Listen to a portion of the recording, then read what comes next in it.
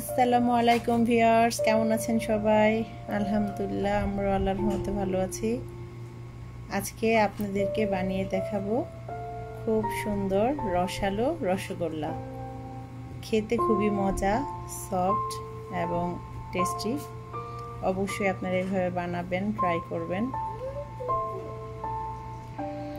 এই রসগোল্লা বানাতে এতটাই সময় কম লাগে এবং খুবই সোজা, অল্প সময়তেই হয়ে যায়। তাই সবাই অবশ্যই বানাবেন, খেতে খুবই টেস্টি। রসগোল্লা কিভাবে বানালাম তাহলে চলুন দেখে আসি পুরোটা ভিডিও। প্রথমে 2 লিটার দুধ নিয়ে নিচ্ছি ছানার জন্য, ছানার রসগোল্লা বানাবো।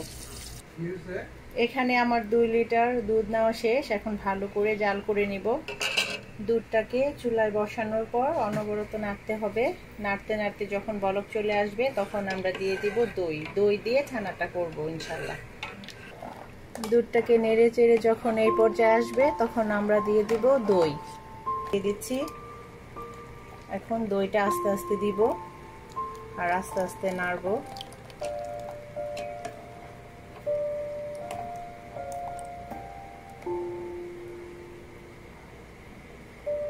সুন্দর করে ছানাটা পড়ে যাবে। এখানে 2 কাপ টক দই নিয়েছি 2 কেজির জন্য। আপনারা দেওয়ার পর আস্তে আস্তে নেড়ে দিবেন। সুন্দর এইভাবে নরম একটা ছানা হয়ে যাবে, সফট। তারপর অপেক্ষা করব, কিছুক্ষণ নাড়তে থাকবো যেন ছানাটা সুন্দর হয়ে যায়। নাড়তে নাড়তে তারপর এই পর্যায়ে আসবে, তারপর আমরা ছেঁকে নেব। তারপর উপরে একটা ছাঁকনি দিব, ছাঁকনির উপরে নরম কাপড় দিব, কাপড়ের উপর ছানাগুলি ঢালতে থাকবো। এইভাবে ছানাগুলি ঢালতে থাকবো আমরা একটা নরম কাপড়ের উপর।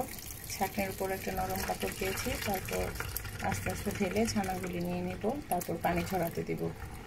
ছানাটা ছাকার জন্য একটা চিজ ক্লথ নিয়ে নিলাম। তারপর সুন্দর করে ছানাটা ছেঁকে তারপর পানি ঝরিয়ে নিব।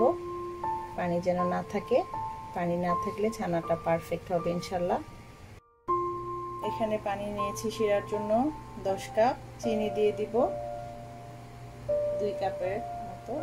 2 কাপ চিনি দিলে সুন্দর শিরা হয়ে যাবে। পানি যদি লাগে তাহলে পরে অ্যাড করা যাবে, গরম পানি। এখানে 2 কাপ চিনি দেওয়া হয়ে গেল। এখন ভালো করে নেড়ে নেব। চিনিটা ভালো করে নেড়ে নিব। তারপর 8 থেকে 10 পিস এলাচি দিয়ে দিব।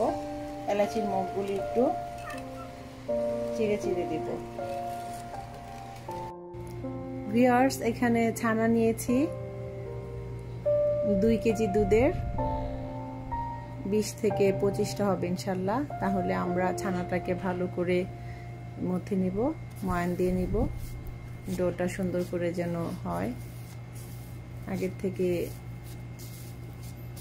একটু করে রেখেছিলাম, এখন আবার করছি। যখন সুন্দর করে করা হয়ে যাবে, কেউ চাইলে এটাতে সামান্য একটু সুজি বা ময়দা অ্যাড করতে পারেন, আবার না করলেও চলবে। ভালো করে যখন ডোটা তৈরি হয়ে যাবে তখন আমরা গোল গোল করে বানিয়ে নিব। ছানাটা খুবই সফট হয়েছে। যত সফট হবে ছানাটা অতই ভালো হবে রসগোল্লাগুলি। ছানা ময়ান দেওয়া শেষ। এখন আমরা এটাকে গোল গোল করে শেপ নিয়ে আসবো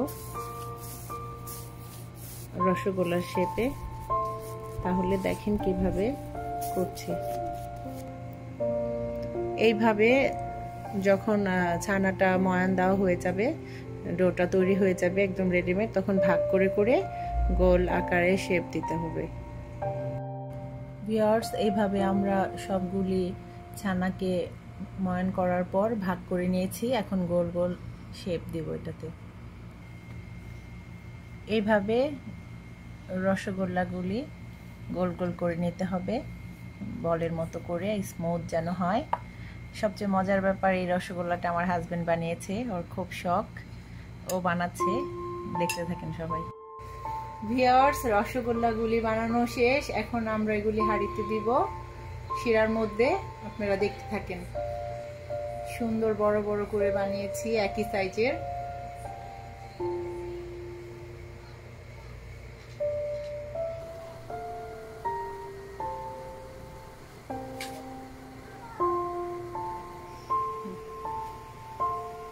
রসগোল্লাগুলি এখন আমরা শিরাতে দিয়ে দিব। এই জায়গায় রসগোল্লা করেছি 2 কেজি ছানার রসগোল্লা হয়েছে, 20 থেকে 25 পিস হয়ে থাকে। তো আমরা এখন আস্তে আস্তে শিরার মধ্যে দিয়ে দিচ্ছি সবগুলি রসগোল্লা। ইনশাআল্লাহ রসগোল্লাগুলি শিরার মধ্যে আস্তে আস্তে হবে, দেখতে থাকেন। রসগোল্লা সবগুলি দেওয়া শেষ, এখন ঢাকনা দিয়ে দিব, আস্তে আস্তে হবে, একটু পর পর চেক করব কি অবস্থা। এখন আমরা রসগোল্লাগুলি দেখব কি অবস্থা। 10 মিনিট পর এসেছি, 10 মিনিট পর ফুলে দ্বিগুণ হয়েছে। এইভাবে হাই হিটে 10 মিনিট এগুলি ভালো করে হতে হবে, ভালো করে নেড়ে চেড়ে দিতে হবে। বেশি করে পানি দিয়েছি যেন শিরাটা সুন্দর করে এভাবে হতে থাকে। তারপর ঢাকনাটা আবার দিয়ে দিব, 10-15 মিনিট পর অপেক্ষা করব। ঢাকনাটা খুলে রসগোল্লাগুলি আবার দিব, রসগোল্লাগুলি আবার একটু নেড়ে চেড়ে দিব 10 থেকে 15 মিনিট পর। আলতোভাবে নাড়তে হবে যেন নষ্ট হয়ে না যায়। বাস, নাড়া হয়ে গেছে, এখন আবার ঢাকনা দিয়ে দেব। এইভাবে রসগোল্লা যখন হয়ে যাবে তখন আধা ঘন্টা হওয়ার পর অবশ্যই পানি, ফুটন্ত পানি 1 কাপ দিয়ে দিতে হবে। চতুর্দিকে ঘুরে ঘুরে দিতে হবে যেন রসগোল্লাগুলি শক্ত হয়ে না যায়, সুন্দরভাবে হতে থাকে। তারপর আমরা আবার ঢাকনা দিয়ে দিব।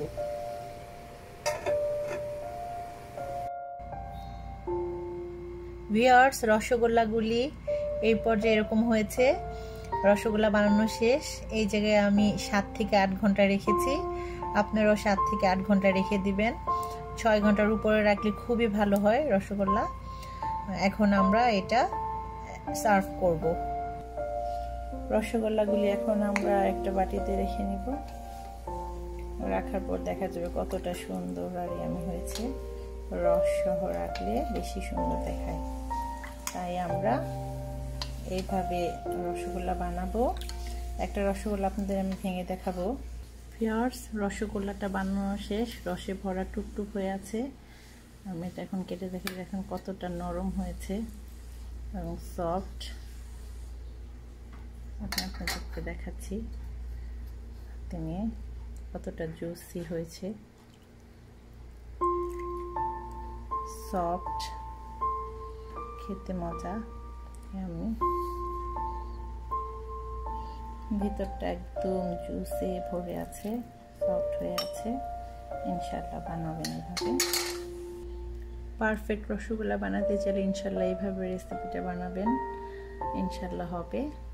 আশা করি আবার আপনাদের সঙ্গে দেখা হবে পরবর্তী রেসিপিতে। আল্লাহ হাফেজ। সবাই দোয়া করবেন, লাইক, কমেন্ট এবং শেয়ার করবেন, সাবস্ক্রাইব করবেন।